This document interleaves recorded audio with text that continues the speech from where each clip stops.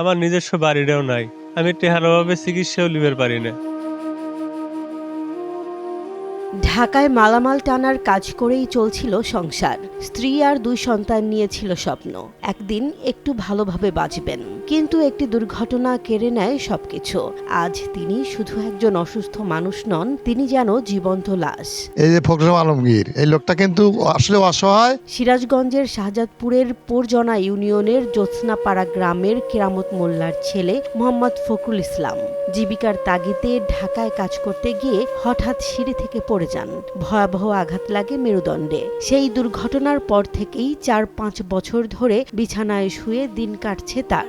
আমি একটা দুর্ঘটনায় 4 বছর যাবৎ প্রতিবন্ধী ঘরে পড়ে আছি। আমার সংসার চালানোর মতো কোনো ব্যবস্থা নাই। আমার ছোট ছোট 2 সন্তান আছে, ওদের মুখে আমি একটু ভালো খাবার তুলে দিতে পারি না ভাই। তাই আপনারা সবাই আমার ভিডিওটা যেখান থেকে দেখেন আমাকে একটু সহযোগিতা করেন। একসময় যে মানুষটি পরিবার চালাতেন ঘাম ঝরিয়ে, আজ তিনি নিজেই বোঝা হয়ে গেছেন। চিকিৎসা করানোর মতো টাকা নেই, খাবার জোটে না ঠিকমতো। রমজান মাসে দিনের পর দিন 1 গ্লাস পানি খেয়েই ইফতার করছেন ফখরুল ইসলাম। এই রমজান মাস ইফতার খুলি শুধু 1 গ্লাস পানি খা। স্ত্রী ও 2 ছেলে সন্তান নিয়ে তার জীবন এখন চরম মানবেতর।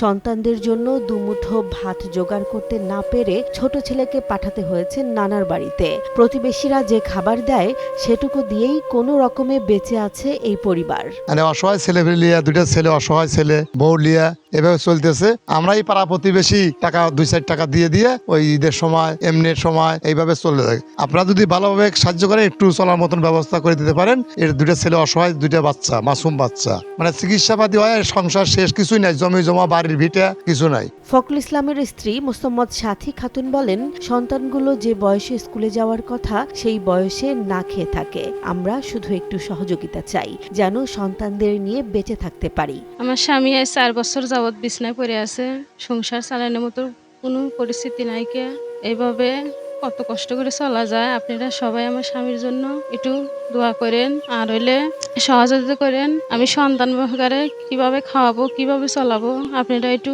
ব্যবস্থা করে দিয়েন। আমার সন্তানরাও অবাগা, আমার স্বামী পড়ে লইছে, আমি কিভাবে কি করব এটা নিজেও জানি না। আপনারা যেভাবে হোক আমার স্বামীর লেগে একটু সহযোগিতা করেন। স্থানীয় মুয়াজ্জিন মোহাম্মদ হাশেম আলী ও গালা ইউনিয়নের সাবেক সদস্য আব্দুল খালেকও তুলে ধরলেন পরিবারটির দুর্দশার কথা। সরকারের পাশাপাশি সমাজের বিত্তবান মানুষের কাছে সহযোগিতার হাত বাড়িয়েছেন তারা। ওনার অবস্থা খুবই খারাপ, চলার মতন কোনো ব্যবস্থা নাই। পরের বাড়িতে থাকে, ভাড়াটিয়া থাকে। তাই আপনারা একটু ওনাকে একটু সহযোগিতা করবেন। সামনে এই যে ঈদ আসতেছে, ঈদে যে সন্তানদেরকে যে কাপড় চোপড় দিবে, স্ত্রীকে কাপড় চোপড় দিবে, এরকম কোনো ব্যবস্থা নাই। চাউল নাই, ডাউল নাই। ওই ঈদের মধ্যে হয়তো 5 কেজি একজন চাউল দেয়, ওতে কিছুই হয় না ঈদ। তা আপনারা সকলেই একটু সহযোগিতার হাত বাড়াইবেন যেন উনি চলতে পারে। রমজানের পবিত্র মাসে ঈদের আগে ফখরুল ইসলামের এই করুণ জীবনযাপন যেন আমাদের বিবেককে নাড়া দেয়। একটু সহানুভূতি, একটু সহযোগিতাই পারে এই পরিবারটিকে বাঁচিয়ে রাখতে।